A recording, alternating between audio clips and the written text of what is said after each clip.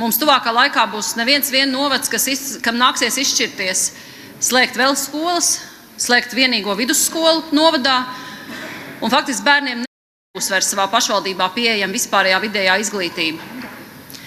Un tieši tāpēc, lai mēs nenonāktu līdz situācijai, ka mūsu pašvaldības, kas šobrīd vairs nav mazi pagasti, bet ir samērā lieli novadi, nepalikt bez vispārējās vidējās izglītības iespējām, tas stāsts ir par pieejamību. Un tāpēc trešais priekšlikums, ko es esmu iesniegusi, paredz papildināt nosacījums, ka pašvaldībās, kurās darbojas tikai viena vispārējās vidējās izglītības programma īstenojoša izglītības iestāde, šīs iestādes pedagoģu darba samaksa tiek pilnībā nodrošināta no valsts budžeta līdzekļiem.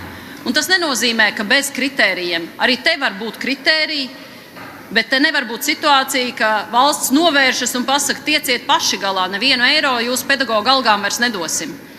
Jo šobrīd nav atrisināti citi jautājumi. Kur šie bērni, kas vēlas vispārējo vidējo izglītību iegūt un pēc tam studēt, iegūst savu izglītību, nav dienesta viesnīcu, nav atbilstoši transporta, lai katru rītu mērot šos 60, iespējams pat kilometrus un vairāk līdz vidusskolai.